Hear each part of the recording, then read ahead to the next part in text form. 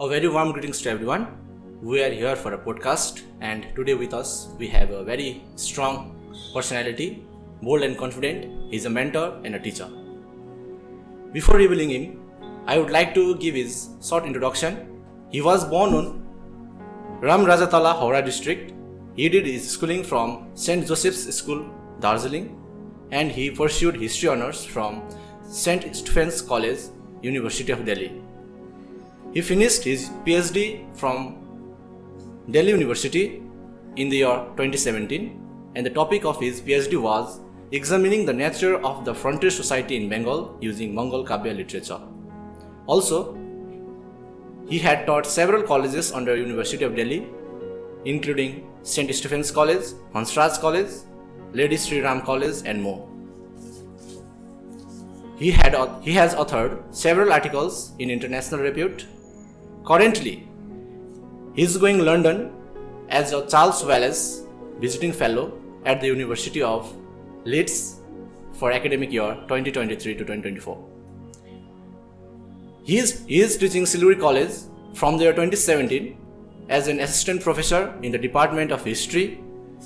He is none other than our beloved sir, Dr. Aniket Chettri. I welcome you, sir. Thank you so much for the very warm welcome. Wallace, thank you. It's a pleasure being here. Yes, sir. It's our pleasure to have you. Thank you. The pleasure is all mine. Yes, sir. All good? Yeah, absolutely, man. All good. Okay, sir. Now, how the days are going? It's been busy of late. There are usual college-related works. Examinations are going on. We have assessments happening. Plus a couple of projects on the sides, writing, preparing. So it's been a normal sort of a time right now. Sir, you have the experience of teaching in University of Delhi, and currently you are as an assistant professor in SILIGURI College. How is your experience from 2017 to up to 2023? How has my experience been? Alright, so to be very honest, when I first got an opportunity to be here in 2017, I was a little nervous, I'll not lie. I was a bit nervous, not because I did not have faith in my own educational or teaching abilities. It was just that it was going to a very big difference. Because previously you were in Delhi University, you were teaching what we call the cream of the Indian Student Academy. So I had students who were extremely good, who were very career oriented, who knew what they want exactly. So they came with their SAT scores, they came with their other marks. They were extremely professional in terms of what they want in life and how they want to achieve it in life. Alright. However, the problem or the kind of insecurities I had was I was going to SILIGURI. The biggest thing was I was going to teach to a population that I felt perhaps was more Bengali medium born and brought up or Nepali medium born and brought up. So there was this fear of what we call language transition, because I knew that I might have to switch from teaching in English to teaching in Bangla or perhaps teaching in Nepali, and my Nepali is not very good at all. So there were those fears. Also, you are not quite sure how the students here would take you, whether you would be able to cater to their needs or not. So there was that sort of an insecurity that was working in me, that will I be able to do them justice and will they be able to benefit from my knowledge and experience. So there were those features working in my mind. And yeah, so the initial few months were a little difficult for me as well, adjusting to a new academic setup, to a new kind of student group, to new student mentalities, to new student aspirations. But with time, I'll not say you get more experience, that obviously happens, but you come to realize that students everywhere are students. They are extremely curious, they are extremely inquisitive, and they have the same kind of dreams in their eyes. So be it a student in Delhi University or a student in SILIGURI College, they have the same kind of weaknesses and as well as strengths. So they all dream the same things, they all have the same kind of laziness, if you want to put it that way. So you get to realize that they're not much different. The difference is only in the kind of infrastructural benefits that perhaps, or the kind of exposure that perhaps Delhi University provides, which we are unable to provide. And that is, again, I'll not say it's a problem, because we are catering to students who at times come from very underprivileged backgrounds. I have students whose parents are daily laborers. I have students whose parents are house help. So for me to expect that they would come with that same kind of sensitivity or that same kind of academic sensibility is unfair. And perhaps I would even go on to say that the kind of grooming we do out here is much better than the kind of grooming we do in Delhi University, because we deal with finished products there. We deal with students who know that they have got their SAT scores cleared, they know they won 70% in their graduation, and then they're going to send in their LORs into Harvard or Oxford or Warwick or Vienna. So they are very sorted. They have the kind of support from their family, from their friends, from their college. Here, the families in most cases are not even aware of foreign opportunities. If they are, they do not have the financial whereabouts. I think keeping in mind these considerations, teachers not just in our college but across the region are doing some fantastic work to inspire so many students to study. If you just look at a statistic, the percentage of dropouts in our colleges are much lesser than the kind of dropouts in Delhi University. So if we as teachers in this region can inspire students to carry on their graduation, despite the kind of limitations they have, I think we are doing a fantastic job. And yes, I have also evolved over the period of time. I have learned how to straddle between these two different worlds, between different kinds of students, between those who are exceptionally qualified and those who are perhaps not just there, how to bring them up at par and how to make the subject more interesting for them. So yeah, I'm learning the tricks, and I think I've got a little better over the years. I'll not say I'm still the best, but getting better. So if that answers your question. Thank you, sir.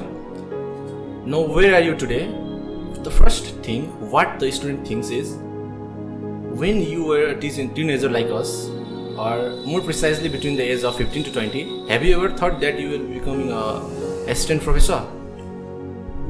That's a very interesting question. No, to be very honest, I did not. I wanted to be a film star. I wanted to be like Shah Rukh Khan. I wanted to romance young pretty girls around trees. But then I realized I don't have the talent or the ability to be Shah Rukh Khan. I then wanted to be a cricketer. Then I also realized I don't have the talent to be a Virat Kohli or a Rohit Sharma or Sachin Tendulkar. Then I wanted to earn a lot of money. That's what everybody at that particular age group wants, to earn a lot of money. But I think everyone at that point of time, 15, 20, goes through a lot of emotional churnings, a lot of different things in your head, and you're constantly trying to balance between what you want to achieve and what you're good at. But I would say at a pretty early age, I realized that there's only one thing in life that I'm very good at, that is history and telling stories. So I felt that this is the best thing to do.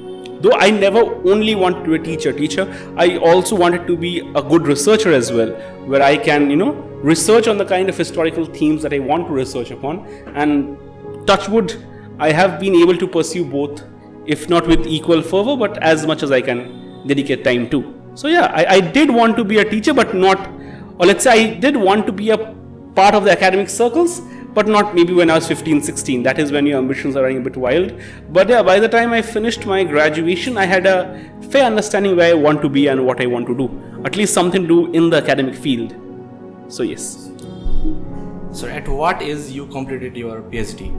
At what age did I complete my PhD? So I started my PhD when I was 24. I started in 2012, and it took me 4 years and 9 months to complete. So I was exactly 29 years and 2 months and 16 days when I submitted my PhD.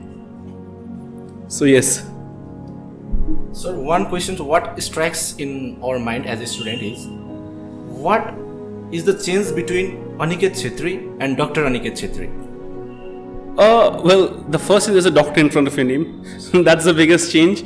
So that sort of gives a lot of responsibility, because initially we always aspire to be a doctor because that's one of the highest educational qualifications that you can have in this country. And you have such fine example of, researchers in the country. You have Dr. Irfan Habib, you have Dr. Amla Thapa, at least in my field. All right, so you aspire to be like them. You have Dr. Muzaffar Alam, Dr. Chris Bailey, Dr. Seem Alvi. So you want to be like them. But one thing you realize in this entire phase is it's a very time-consuming process. It's a very tiring process. It can completely exhaust you from inside, because keep in mind this entire 5 years is like a struggle. 4 years, 5 years, 6 years, it's a struggle where somewhat at the back of your mind there is this idea which you're trying to grow, and that always exists, be it in a party, be it in a conference, whether you are chilling at home, whether you are with friends, that thought always exists in your head. So one biggest change that happens is once you get a doctorate, that thought is at least germinated, that one way. The second is, I feel the moment we have a doctorate degree, that immediately adds a layer of responsibility. So everything that we write, at least I feel that all of us, those who have a doctorate degree, have that extra responsibility of being absolutely certain that what we write is 100% objective. I'll not say it's true, because truth is again very objective in itself, but at least what we write, what we speak should come from a place of knowledge, should not be a casual statement, should not be something said in haste, because a lot of people might be believing upon what we write or what we are saying. So let's say I take a class today or I write a paper today. That has to be done with 100% commitment and dedication, because there might be someone somewhere reading that paper and preparing his or her examination answers or preparing his or her thesis. So you don't want to be wrong and end up giving wrong information and end up giving a wrong education to students. That responsibility comes with a doctorate degree, I feel. Nothing else changes. You still make mistakes. You still want to learn new things. You still want to explore with new ideas. So all those things don't change. It's just that now you have an additional responsibility of being more authentic with what you are saying and with what you are writing, perhaps. That's the one change. So, what are the hard and sweet memories during your PhD of that 5 years, long 5 years, I guess? Yeah, long 4 years, absolutely. Many memories. Most of them are obviously researching. Most of them are going to various libraries, looking for books, trying to make a sense of the kind of sources that we're dealing with. And also the best memories are very fortunately linked with teaching, because when I was doing my PhD, I was also teaching at different colleges. So I was teaching at Stephens, I was teaching at Hansrad. So the best memories are interacting with students, interacting with colleagues who have now become friends, going out with them after a hard day's work, or at times just sitting with them and exchanging ideas, interacting ideas. So talk about your chapters, his chapters, different kinds of ideas. So that playing cricket with students, different kind of cultural organizations that were there in the college or participating in those. So yeah, most of the memory is with time as an educator, I would say, because with research it's pretty much, though I think the most prominent memory that I have, so one of the most frequently visited places, I would say, where I went in Delhi was the library at ICHR, which is on the Firoz Shah Tughlaq Road near Mandi House metro station. So in winters, I had this favorite place in the library. Very nice single sofa sets that they had. So I would go and sit there, and I would sit with 3-4 readings. And I used to sit in a place where there was not really much sunlight, a little cool, because I generally sat in one place throughout the year. That was, I'm very sedentary. So I would just sit there and keep reading, and it'd feel cold because in winter it gets cold. So then to go out and get a hot warm cup of coffee, coming back and sitting and reading with it was some of the most I think pleasantest memories of my PhD life, because it gave a certain amount of peace to me, a certain amount of confidence, a certain amount of satisfaction of being there and acquiring knowledge. So that definitely that is one very important factor. So thank you. So now I would like to ask that what are the Guru mantras in your life for what you are today, where you are? Guru mantras, there are no such Guru mantras per se, unfortunately. It's just been work hard, work sincerely, and trust in the processes. I always believe, even as a student then, I am a sort of person who doesn't work very well under pressure. So I would perhaps sit down and study every day. A lot of students, a lot of my friends then, a lot of students now are what I call instant Maggi noodles. So they can work in 2 minutes time, So they will just sit one night before the exam, prepare everything and, be prepared with the answer and give an exam. I was never that sort. I don't think I have the tenacity. I will get too stressed and burdened if I have to submit something like that overnight. So I always believe, work every day, work for 2-3 hours so that before the exam you are chilling. So that was what I always followed. So I always studied every day of my life. Let's say every day, 90% of the days of my student life I would study for 2 to 3 hours straight. My friends would get extremely bothered by that because they're like, leave it, come and watch movies with us. So, but I made it a point. So I would study from 10 at night to 1 in the morning, or from 4 to 8 at night. but I would try to work every day, finish the allotted classwork, read what you have to read, so that I don't have a lot of pressure at the last moment. Make your notes, read your readings, make sure you are aware of what is happening in class, you're aware of all the theoretical ideas working around, and try to make sure that it's a habit, because these are good habits, I feel, and they keep you in good stead. You are not harried, you are not hassled right before an examination. So yes. Yes, sir. We came to know that you have written many articles in international review too. Is there any chances that Dr. Chettri will be coming with a book in future? That's a very good question. I do want to come with a monograph of sort, where I publish my ideas into a book. But I think there is still some time. I'm still working on some of the ideas. I'm still trying to refine them, because the current state in which my ideas are, they still need a bit of polishing. So hopefully this time when I'm in the United Kingdom and I get some time to spend at the British Library and at the archives, I hope to get some more substantial evidences, both primary and secondary, use them to build my arguments further, write better, be more articulate. Hopefully, with everyone's blessings in the near future, there might be something coming up. But yeah, that is one of the goals which is there at the back of my mind. But as I said, I don't keep deadlines to my targets. So I have a target, but I haven't set a time to it. But hopefully, inshallah, we'll see something coming up in the near future. Yes, sir. We came to know that, sir, you are going to England very soon. I want to know that many of us are unaware, or we are not very fortunate that we have our teachers or someone to whom we look up. Don't frequently move to the places with academic reasons, but I have heard from you before too that you have been to England. Please enlighten us about your experience over there. So I have always, you can consider it to be a sort of desire, dream, ambition. I have always somehow wanted to travel. I wanted to participate in conferences across the world. The idea was not just to be popular. The idea was to meet new people, interact with new people, have a broader social network, visit these places across the world that I have only studied about, get to know them better. So that was always a very pressing concern in my head, and I was very fortunate that in 2019 I got an opportunity to visit England for the first time, where I had attended a conference at Leeds University, and I have some very pleasant memories of meeting people out there, historians, students, researchers, colleagues. So, and it was a small experience, but a very endearing experience to me. I learned a lot of new things. I met a lot of new people. Hopefully this time, once I have received the Charles Wallace Fellowship, I will be at Leeds for 3 months. I think that's the exact period. And during this period, I hope to organize a seminar out there, exchange ideas, see in which way we can collaborate better.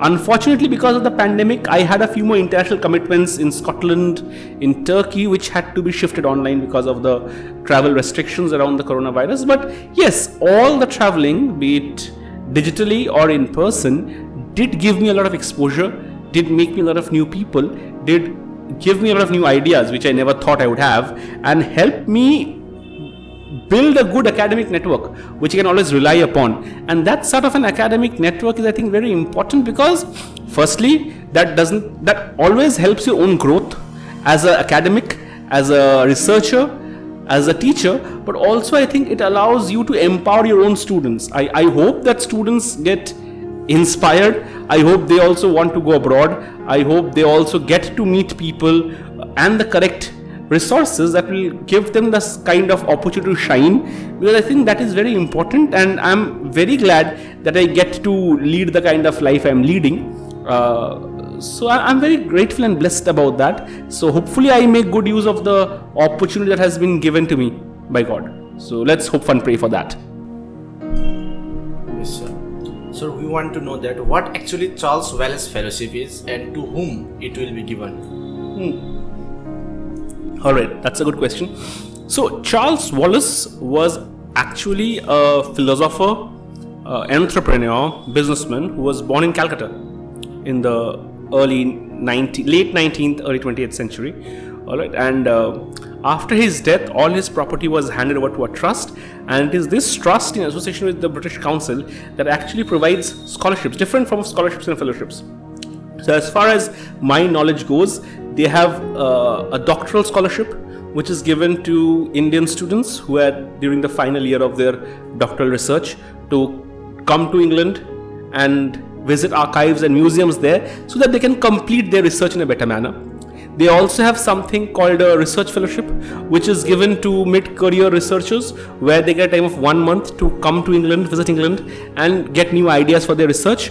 And they have what I got, these are medium-term or long-term fellowships, where we are affiliated to certain universities. I think there are 12 universities in England, Scotland, and Ireland, which offer one individual every year a chance to visit their university, spend time as a visiting fellow, interact with the academic community there, organize seminars, participate in them, research on their new ideas, and in short, be able to create a collaborative network where not only I as an individual gain, but the historical community itself gains. So it's a kind of collaborative and dialogic mechanism that they have, and I personally find that Charles Wallace gives great opportunity to young scholars to go abroad and try and achieve their dreams. So as far as I know, couple of my friends received the Charles Wallace Fellowship before me. They got for their doctoral research. I think I know Blessy Abraham, who is doing her PhD from Delhi University under Professor Prabhu Mahapatra, who has received a doctoral fellowship. Charles Wallace. I know Momita Bose, who is a dear friend of mine, who works on military history, who has received the Charles Wallace Fellowship doctoral grant, and I'm lucky enough to have received the visiting fellowship from Leeds this year. So I hope to go there and make a difference to the academic community there as well as here. So yeah, fingers crossed for that. So beside teaching and learning of history, keeping aside, what history have taught you and where it had given you till now? History specifically. What other kind of histories? So I don't know, history has always been a very influencing factor in my life. I have learned a lot from history, and to be very honest, European history I have only started to dabble in when I've been teaching, because prior to that our entire focus has always been on Indian history. But yeah, I have learned a lot of European history since I've taught, so be it the Renaissance, Reformation, but the segment of history that has always influenced me the most has been medieval Indian histories. I am a very imaginative sort of person, so I really love the fantasy and the myth behind the Mughals, their politics, their architecture, their imperial ambitions, their state formation are things that really amuse me, and they keep me awake for nights because I really want to know more about them, about their processes. So I think Mughal Indian history has been one of the biggest historical influences in my life, which has shaped my historical understandings to a large extent, be it about state, be it about politics, be it about religion, be it about family itself, power, kinship. So yeah, to a large extent, whatever historical knowledge I have now, or whatever I have acquired now, a large part of it is due to, I would say, Mughal Indian history and my reading of it. So I would give a lot of credit to the Mughals and the kind of history that has been written around them, which has always amazed me, which has always given me great comfort and joy. And that's why I would say the biggest historical influence in my academic career would definitely be the Mughal Indian histories. Yeah. Yes, sir. Sir, being a student, and most of the student finds history as a boring subject. But when I hear that the class is of Dr. Aniket Chettri, most of the days the rooms get houseful. Do you distribute sweets, or what's the reason behind that? Do I distribute sweets? I think that's a more apt question to ask some of the students who have done my class. I don't know. My basic philosophy when it comes to teaching is not to keep it simple. I like to make it a little complex so that their little grey cells are ticking all the time. But I also want to tell a story. I also want to tell a story about the period they are studying, about the kings and dynasties and about the political machinations. So, and I think I'm a very good storyteller. So half the students come to hear the story, and get enamored by it, and then they stay to learn the rest of it. So I think at the end of the day, for all those who want to teach history, all those who want to make good history teachers, I'll not say historians, sorry for that, they should be good storytellers and should be able to attract students to the class and tell a good story. And if you can tell a good story and hold your audience, hopefully they'll get to learn something else from the story as well. So the theories behind the story, that's what I keep doing. And the rest, it's just, I think students love a good storyteller. They like to have a person who can come to class and make those stories seem real and make it a little bit more believable for them rather than just reading it out of a book. So yeah, that's all I guess. Nothing, there are no special chocolates or sweets for that. So now next question for you is, we find that the relationship of students with you is quite good compared to others, being genuine. How you define the student between teacher and a relationship? What are the elements and what are the factors that keeps the connection good between? So I don't do it very consciously, to be very honest. It's not that I consciously want to, befriend students or be close to them or get to know them. That's a sad part. Or it just happens in a organic manner. So I do want to interact with them. I want to know what keeps them ticking, the kind of problems they are facing, because I feel that every institute needs that kind of a conducive network where they have, as a student, they should have someone with whom they can talk, who will not judge them or who will not, immediately talk about or, express their own superiority over them. I think all students want a safe space, and I feel once you provide that safe space, you allow students to grow and flourish. So my entire attempt is to provide them with a safe space where they can be free to articulate themselves, where they can talk about their insecurities, about their fears, about what are the things that they identify as their strengths, their weaknesses, and in the process you build a relationship. So it's never done consciously. It's just that once you create that safe space and once you have those extremely positive interactions with these bright young minds in that safe space, you end up discussing various things with them about academics, about life, about college, about their career, and that I think creates a good rapport with them. Unfortunately, you cannot have it with everyone, so you end up creating with a group or a network of students, but you try to overall maintain that sort of a space with everyone you meet. Now it is up to how many want to enter into that space, so that varies, and I get where you are coming from. There is always that sort of a feeling that do students respect you after a point of time or not? So in this matter, I think our students are very smart and very conscious, be it here or in Delhi. They know exactly their boundaries and limits. So they still respect you. What I have realized is they still respect you. They still adore you. They still admire you. But yet they also see you as a person with whom, they can be very honest and frank and can tell you things, believing this is a safe space where their trust won't be betrayed or they won't be judged. And I think that sort of a relationship not only is a very healthy interaction between student and teacher, I also feel that allows a very conducive environment for students to grow, not just academically but also personally, socially and intellectually. And I think if I'm successful in creating that kind of a atmosphere, and I'm believing that I have created that kind of a safe space for you guys to come and call me and not anyone else, I feel that that is the best way, or that's the best teacher-student dynamic that I could probably think of. Because at the end of the day, every teacher has to create his or her own methodology. How do you want to interact with students? So let's say there are very senior teachers in my college or in other colleges I've worked who exude that very motherly, matronly feeling, or who act as a father to their students. Now I know that I cannot be a father-like figure at this age. If I start behaving like a father to my students will most probably ridicule me. But what I can be is, I can be a friend, I can be a person with whom they can confide, and most importantly, I can be a safe space where all of these students can come and articulate themselves and express themselves, and in the hope we create a bonding, and this bonding stays. Even now, some of my most loved friends were all my students who are now settled abroad, and they take time out of their busy schedule to talk to me or share their current ambitions, aspirations, life events with me. It's a great kind of feeling to see them grow.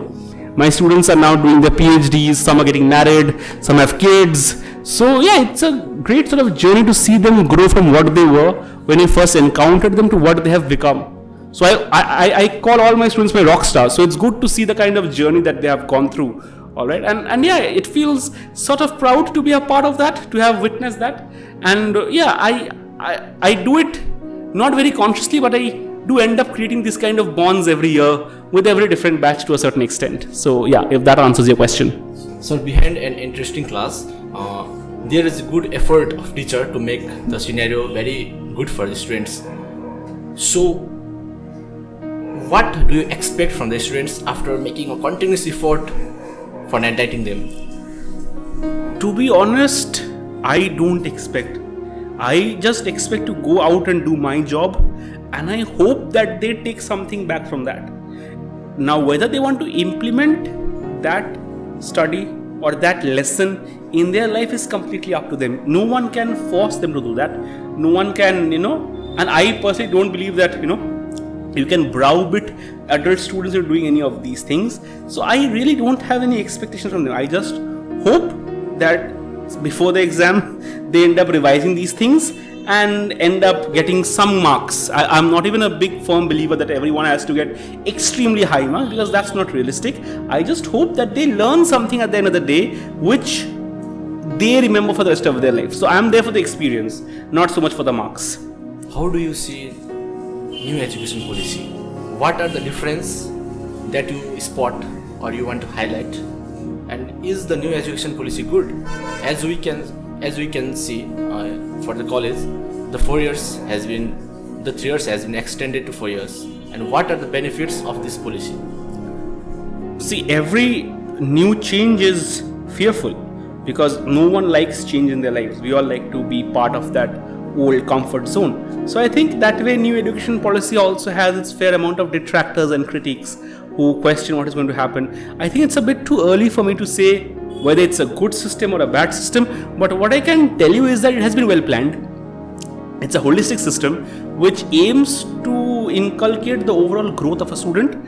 But yes, because every plan is made thinking about the center, the core, the best colleges, the kind of logistical challenges and problems that every college in a small town city or a mid-level city like ours will have is something that we'll discover in the process.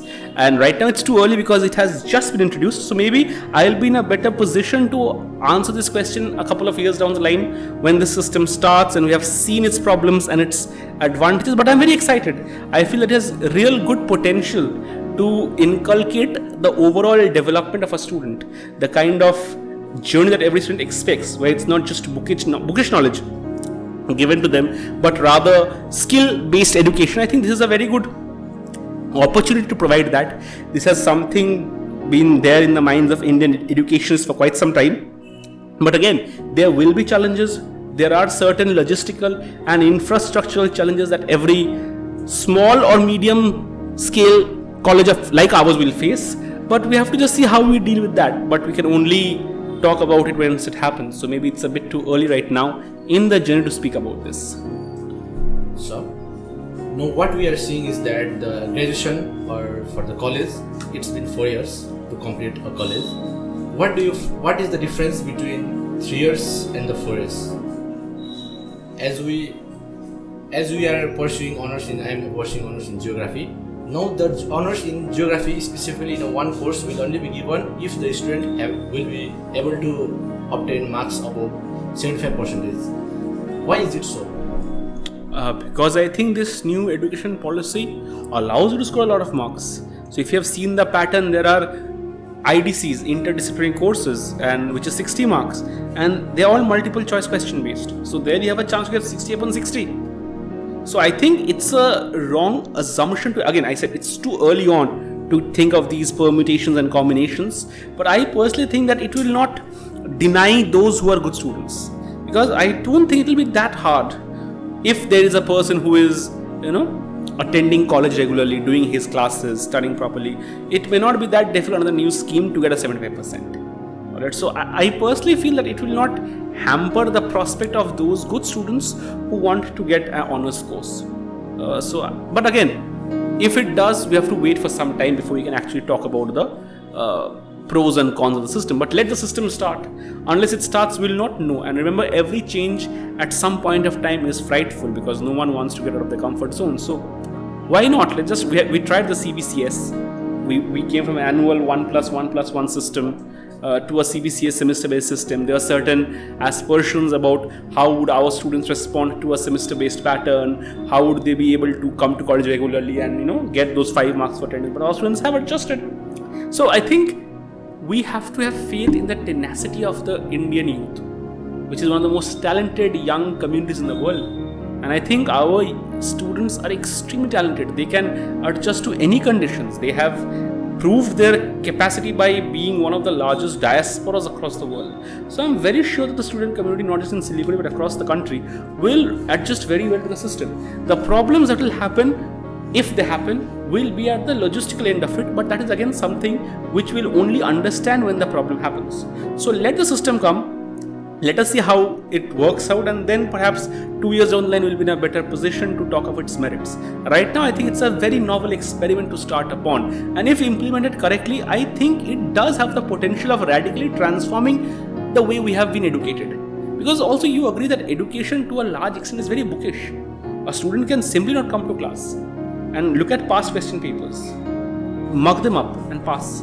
Is that education? Is that the real, what kind of skills are we giving them? The skill to rote, the skill to vomit whatever they have mugged up one night before the exam. So I think we need that sort of a change.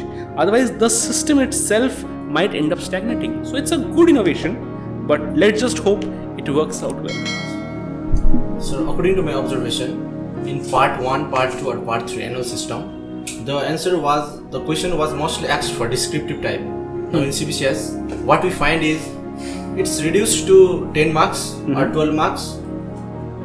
The quantity of the answer has been reduced. Now what we are seeing in new education policy is mostly objective type. Then if the students will be able to correct all the options, he will of course be given marks. But if the student fails to give a certain amount of MCQs right, or fails to give the passing of MCQs right, then you will be failed. What's your view on this? Let me clear some misconceptions here. If you go to the NVU pattern that has been drafted by the academics of the university for the NEP, you will find that only for the IDC do they have multiple choice questions. All your other majors, minors, SECs, most of them still follow the same old format. So you still sit for 60 marks. You still have 12 mark questions. You still have 6 mark questions. You still have 3 mark questions. In fact, under CBCS, I think each paper is for 2 hours, the duration period, if I'm not mistaken. Now, under NEP, as far as my knowledge goes, it's going for 2.5 hours. So students are actually going to get half an hour more to attempt the same questions. So nowadays, we have a lot of people who are not able to complete their answers in time. At least now you're giving them a chance, half an hour more, to finish the same question paper. And as far as the objective kind of questions are concerned, firstly, as far as my knowledge goes, and I might be incorrect, but as far as my knowledge goes, it is only for a couple of courses that you have this option of MCQ questions. Rest are all going to be the same old subjective kind of questions for 12 marks, 6 marks, 3 marks. And in those papers that have MCQs, I think it's a very good opportunity for students to score great marks. That is what should push your overall grades up. So imagine a student who gets, even if he's guessing, gets 60 guesses right. That's 60 upon 60. Jai Mata Di, let's rock. So I think it gives an opportunity to score high marks as well. It's a good balance. I like the framework. So now the world has been taken gradually by AI. What I see is the answers from 50 to 60% in this new education policy will be in OMR sheet. Is AI replacing the teachers? I hope they do. But again, on an honest notice, I don't think AI can replace teachers, because every teacher brings something distinctive to the class. That experience, the way we handle students. Every teacher has a different way of handling students. You look at some of the greats in your own college, you'll find every teacher has their own signature. So be it the way they interact with students, the way they encourage students, the way they handle their problems, the way they inspire them, the way they provide a safe space to them will be different. And that is the human touch that you require.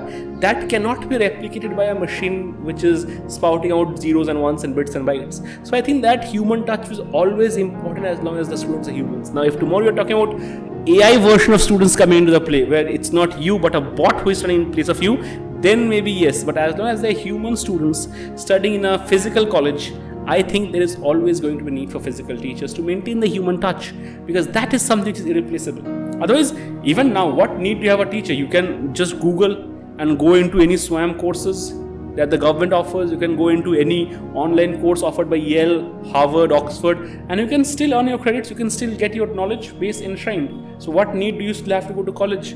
Or what need do you still have of teachers? It is the experience they bring. It is the kind of fine tuning they do to your skills. It is the kind of shape they provide to your life and to your careers. That is what I think is irreplaceable. So teachers are not there to give you marks. Teachers are there to build you. Educators are meant to educate you. And education is never about marks. And that is not any AI in this world can replicate, unless the AIs go sentient. In that case, anyways, we are doomed. That is the end of civilization. Go watch Mission Impossible for that. So yes, if that answers your question.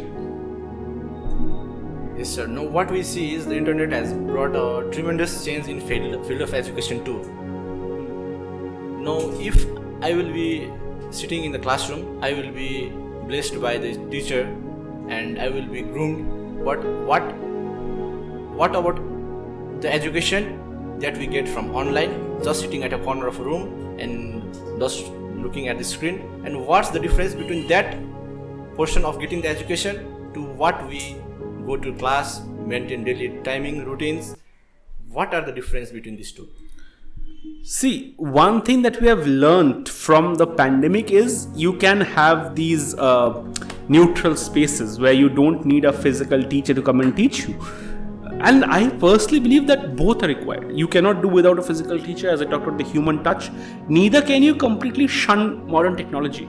It has to be a sort of happy combination of the two, because we are in the 21st century, and trust me, education is changing very rapidly. We need to be at the forefront of this change. We need to embrace this transformation rather than run away from it. And the only way we can do that is through blended education. Because understand what we can do with modern technology. You can have smart boards where a teacher can just perhaps link maps, voiceover interviews, videos of what he's teaching. And the moment a student can see it in front of him, explained through maps, videos, interviews, live discussions, that becomes that bit more easy for him to unpack. And then the teacher goes in and does his magic, explains it, breaks it down to the basic ideas for each and every student in the classroom. Because again, you cannot deny that. Can you give me the guarantee that a student whose house is in Jorbanglo, who is for the first time coming and studying in a college, will understand everything that is being shown in that video? So yes, who explains what is there in the video? Who breaks it down to the basics? It's the teacher. But it has to be a blend of these two. Only then can we unlock the true potential of the students. Otherwise, our students will always be one step behind. So we have to somewhere have a merry interaction between both physical presence and digital presence. And only then perhaps can we talk about an education revolution. Only then can we empower our students to be better at what they're doing. Otherwise, our students will be somewhere falling behind in the race. So, most of the student finds that love is a distraction, or really having a relationship is a distraction. Please keep your view on this. So that's I think that's the most difficult question that you have asked me this entire day. Thankfully, it's not the first question that you asked me, but yeah, it's a very difficult question. Now, I ask you to repeat the question once again. I'm so overwhelmed by it. Could you repeat the question? Most of the student finds relationship as a distraction. Relationship means to have a relationship with a partner. Is it a distraction? What's your view on this? I think that is a subjective question that varies from student to student. If you ask me, Personally, I feel that every student in college at least is an adult or about to be an adult. So they should be free to make their own decisions. Now, relationships will only distract students if their priorities are not clear to them. If they know what they want in life, where they want to be, then relationships with a boy or a girl should not be a distraction. Rather, they should empower you and be your support system. Because every person at some point of time needs a support system. So I think I would actually see that it might be a very positive addition to your life. One who understands your ambitions, one who understands your insecurities, gives you confidence, one who provides you with that safe space, if you're not my student yet, to confide in. Alright. But again, I have seen a lot of students also get distracted. I have them seen completely lose out from the academic part of their life. But I will not blame the girl or the boy for that. I will not blame their partners. I will not blame the relationship per se. I will blame the student concerned. That the person concerned is not wise enough to prioritize his life as to what he wants. Because if you can prioritize your life, this is, I want a career, I want a job, I want to be a skilled individual, then he should know that how to compartmentalize this. Just because you have a partner does not mean you spend 24 hours with him or her. So you should be able to segregate time. Time management becomes important. What time of my day am I going to give to her? What time of the day am I going to give to myself? What am I going to do to enhance my skills? What are the kind of special courses I'm going to take? That sense should be there in every student. That idea of prioritization is very essential. So it is not the relationships to blame. What is to blame is the failure of students to prioritize. If you can prioritize, this should not be a problem. This should actually be an asset for you. If you have a person with whom you can confide, with whom you can share, with whom you can talk about your aspirations, your ambitions, that should be a motivation. That should be an asset in your armor, rather than a liability upon your shoulders. So again, I would say that if a student can prioritize, he or she can have a relationship. If a student cannot prioritize and gets too overwhelmed by it, then maybe this is not the right time for him or her to be in that state. It might be a wrong question, but I want to ask you, at what age you fell for a love, a genuine love? Oh, I only love my wife. So I fell in love with my wife the day I met her. Everything else was just, as a person you try to explore and try to find the right person. But I think true love only happens when you meet your soulmate. And my wife is my soulmate. She's my best friend. And she's the most ardent, force behind my wings. So yeah. So that is true love. Depends when you get your true love. It might be 21, it might be 31, it might be 91. So hopefully you don't have to wait that long to find true love. Yes sir, now we will be playing rapid fire rounds with you. Alright. Tea or coffee? Coffee.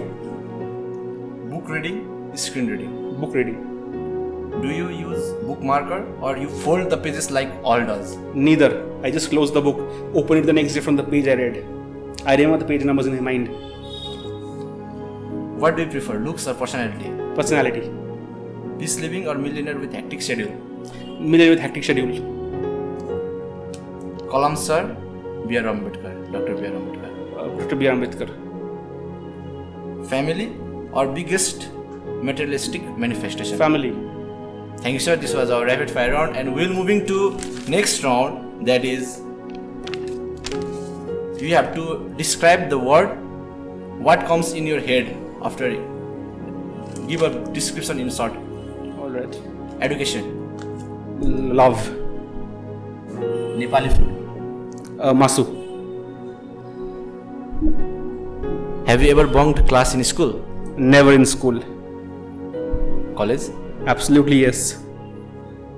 Ever ate hero and sisnu? No. Do you want to try? No. Gundruk? Khaikuchu. Family favorite. Your favorite 3 readings? My favorite 3 readings. Oh my god. Rise of Islam on the Bengal Frontier by Richard Eaton. Who Killed Roger Ackroyd by Agatha Christie. And Life Without Colors by Adam Gilchrist. So how do you find Indian writers?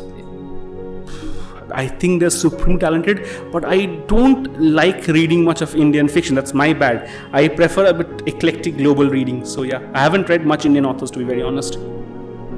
For your question now, what do you find are the elements lacking in Indian authors that you don't prefer them? I feel they're too stuck up with love. Young teenage love. So I hear books like I kissed him once, I kissed her twice, or she stabbed me in the heart. It feels a little too childish for me. I feel there are far more wider issues and graver issues to be looked at. So it should not just be the 3 mistakes of your life or one night at the call center. It should be something broader. It should be something to deal with the kind of problems and insecurities that India today deals with. So I think most Indian authors fail to address these. I'll not say all, but most. Then I want to hear, who are the 2 best writers that you prefer from India? I am a huge fan of Amitabh Ghosh. Like, I find the kind of historical sensitivity he brings into his writings with the shadow lines, Calcutta Chromosome, the Eyebrows trilogy is exceptional. I find it brilliant. That is one. And the other author whom I really admire is Sharat Chandra Chattopadhyay, Bengali author. But I really love his novels. I really love the feel that he brings to his short stories, his novels. So yeah, I would say Sharat Chandra Chattopadhyay and I would say Amitabh Ghosh are my all-time favorite Indian authors. So what comes to your head when we say Indian Gorkha? Indian Gorkha, I feel that we are changing, we are evolving, we are making a lot of progress, but I still feel that we have miles to go as a community. As in we still have lots of skills to learn. We are prided by the world for our bravery, for our courage, but I think it's time that the world also took note of us for our skills.